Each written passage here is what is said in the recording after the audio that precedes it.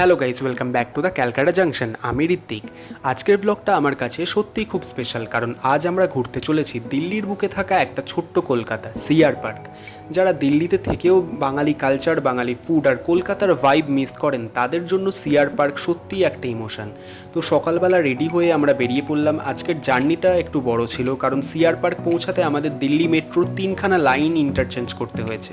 সত্যি বলতে দিল্লি মেট্রোর মডার্ন সিস্টেম আর কানেক্টিভিটি দেখে আমি সত্যিই অবাক।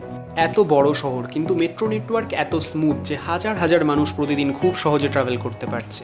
তো আমাদের প্রত্যেক দিনের জার্নি শুরু হয় সঞ্জয় লেক মেট্রো স্টেশন থেকে, কারণ আমি যেখানে থাকি ময়ূরবিহার ফেজ 3, সেখানে সঞ্জয় লেক মেট্রো স্টেশনটা একদমই কাছে।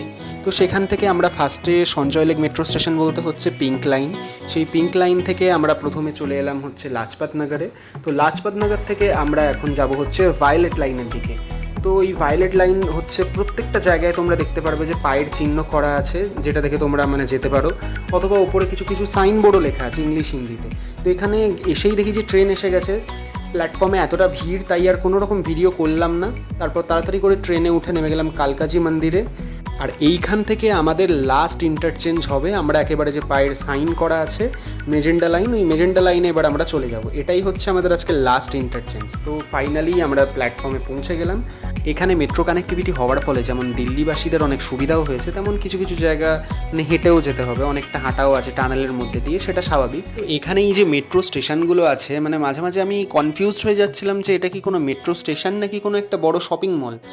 কি নেই, কোনো বড় বড় রেস্টুরেন্টের ছোটোখাটো আউটলেট থেকে শুরু করে মোবাইলের দোকান আছে, বিভিন্ন কিছু। তো আমরা এখন মেজেন্ডা লাইনের লাস্ট যে মেট্রো সেটায় আমরা উঠে পড়লাম। লাস্ট এই কারণে বললাম কারণ এইটা আমাদের আজকের গন্তব্য সিআর পার্কে আমাদের পৌঁছে দেবে। তো এই মেট্রোতে উঠে আমরা এখন নেমে গেলাম ফাইনালি। তো এখানে মার্কও করা আছে, তোমরা দেখতে পাচ্ছ যে সিআর পার্ক যেতে কোন গেট দিয়ে বেরোতে হবে। তো আমরা সেই গেট দিয়ে বেরিয়ে গিয়ে এখন অটো স্ট্যান্ডের দিকে এগিয়ে যাচ্ছি। সিআর পার্ক এর পুরো নাম হচ্ছে চিত্তরঞ্জন পার্ক। 1960-এর দশকে ইস্ট পাকিস্তান অর্থাৎ বর্তমান বাংলাদেশ থেকে আসা বহু বাঙালি রিফিউজিদের জন্য এই জায়গাটা ডেভেলপ করা হয়েছিল। আর ধীরে ধীরে এই জায়গাটা দিল্লির মধ্যে বাঙালি কালচারের সবথেকে বড় কেন্দ্র হয়ে ওঠে। এখানে এসে সত্যিই মনে হচ্ছিল যেন দিল্লি না, কলকাতায় কোনো একটা মার্কেট ঘুরছি।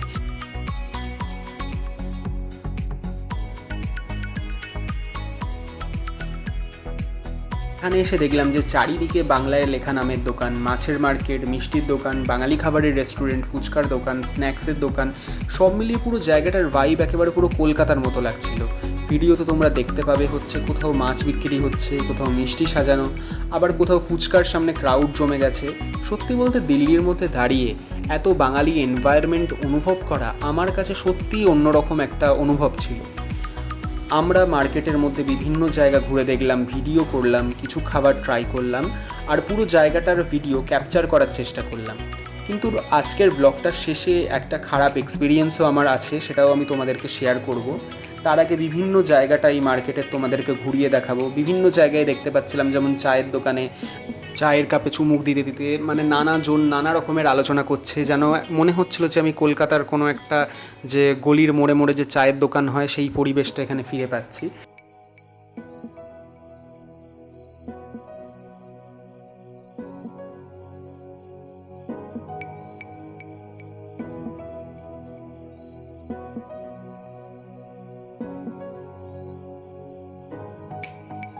তো hello guys, welcome to my channel the Calcutta junction. আমি ঋত্বিক, আর আজকে আমি এসে গেছি চিত্তরঞ্জন পার্ক অর্থাৎ সিআর পার্কে। তো 3খানা মেট্রো লাইন আমাদেরকে চেঞ্জ করে আসতে হয়েছে। সঞ্জয় লেক থেকে একটা জায়গায় আমরা নামলাম, সেখান থেকে আরও একটা লাইন আমাদের চেঞ্জ করে এখানে আসতে হয়েছে। তো এখানে যেহেতু অনেকটা নয়েজ হচ্ছে, এবার পুরোটা তোমাদেরকে ভয়েস ওভার করে বোঝানোর চেষ্টা করবো কীভাবে এখানে এসেছি। আর সত্যি কথা বলতে এখানে এসে মনে হচ্ছে যেন এতদিন পরে দিল্লির বুকে একটু পুরো কলকাতায় এসে গেছি, ওরকম টাইপের একটা মনে হচ্ছে। ফাইনালি এবার আমিও চা নিয়ে চায়ের কাপে চুমুক দিতে দিতে তারপরে বাকি আরও জায়গাটার শ্যুট করতে শুরু করলাম। এখানে সত্যিই এসে একটা মনে হচ্ছে যে আমাদেরই কোনো একটা মার্কেটে আমরা ঘুরে বেড়াচ্ছি, আশেপাশের পাড়ার মোড়ে যে মার্কেটগুলো হয়, কারণ প্রত্যেকটা দোকানদার এখানে বাংলাতে কথা বলছিল।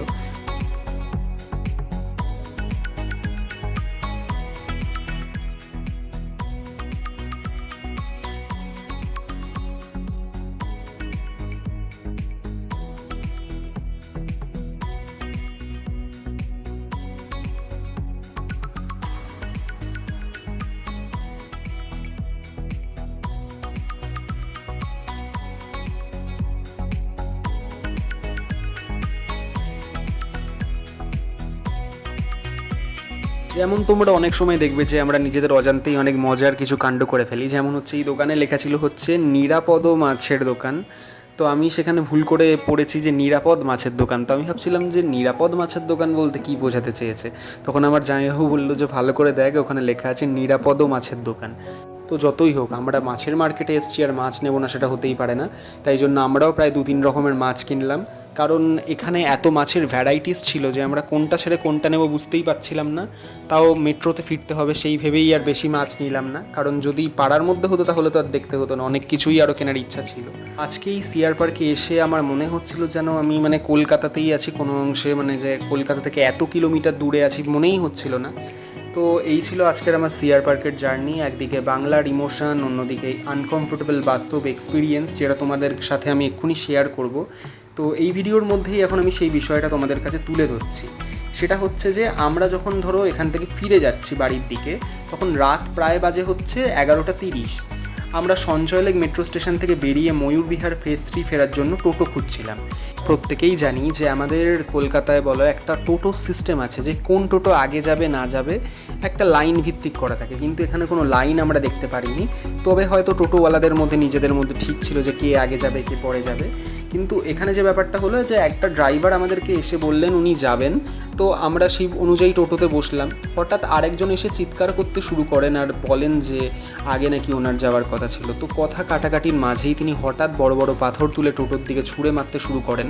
তো সত্যি বলতে সেই মুহূর্তটা খুবই ভয়ের ছিল, কারণ আমার সাথে আমার দিদি আর আমার জামাইবাবুও ছিল। পাথর যদি কারুর গায়ে লাগতো বড় দুর্ঘটনা হয়ে যেতে পারতো। সবচেয়ে খারাপ বিষয় হচ্ছে উনি তখন সম্পূর্ণ নেশাগ্রস্ত অবস্থায় ছিলেন আর বারবার বলছিলেন যে ওনার কাছে ছুরি জাতীয় মানে ধারালো অস্ত্র আছেন। একটা মেট্রো স্টেশনের বাইরে দেশের রাজধানী দিল্লিতে রাতের সময় যদি এই ধরনের ঘটনা ঘটে সেটা সত্যিই চিন্তার বিষয়। ঘটনাটা ঘটেছে সঞ্জয়লেক মেট্রো স্টেশনের বাইরে। আমরা প্রতিদিন নারী নিরাপত্তা, প্যাসেঞ্জার সেফটি নিয়ে এত কথা বলি, কিন্তু সাধারণ মানুষের বেসিক নিরাপত্তাটাও কিন্তু ইকুয়ালি ইম্পর্ট্যান্ট। আমি সত্যিই আশা করব ফিউচারে এই বিষয়গুলোর দিকে প্রশাসন আরও গুরুত্ব দেবে। আমি ভিডিও সেইখানে করতে পারিনি এই কারণে যে উনি সম্পূর্ণ নেশাগ্রস্ত ছিলেন আর এদিক ওদিক পাথর ছোড়াছুড়ি করছিলেন। যদি আমার ফোনটা আমার কাছ থেকে কোনোভাবে মানে ভেঙে যায় বা নষ্ট হয়ে যায় তো আমি হয়তো মানে একটু বিপদের মধ্যে পড়বো, কারণ ফোনের মধ্যে আমার অনেক গুরুত্বপূর্ণ জিনিস ছিল। তো এই আমার আজকের অভিজ্ঞতা, যেটা তোমাদের কাছে শেয়ার করলাম আমি ভিডিওর মধ্যেই। তোমরা প্রত্যেকেই দেখতে পাও যে আমার সাথে যেই জিনিসটা ভালো এক্সপিরিয়েন্স হয়, খারাপ এক্সপিরিয়েন্স হয়, বা যেটা আমার ভালো লাগে মন্দ লাগে সমস্তটাই আমি আমার ভিডিওর মাধ্যমে তুলে ধরি। এটাও যখন আজকে একটা এক্সপিরিয়েন্স আমরা মানে ফেস করলাম, সেটা আমিও ভাবলাম যে এই কথাটাও তোমাদের কাছে মানে আমার শেয়ার করা দরকার। কারণ দিল্লির মতো একটা জায়গা যেটা আমাদের দেশের রাজধানী, সেখানে আমরা নিশ্চয়ই চাইবো যে একটা সুরক্ষিত পরিবেশ থাকুক। তো আজকের ভিডিওটা আমি এখানেই শেষ করছি। যদি তোমাদের আমার এই আজকের ভিডিওটা ভালো লেগে থাকে তাহলে অবশ্যই লাইক করো, সাবস্ক্রাইব করে বেল আইকন প্রেস করতে ভুলো না। সামনে আসছে দিল্লি সংক্রান্ত আরও অনেক অনেক ভিডিও। তো থ্যাংক ইউ গাইস।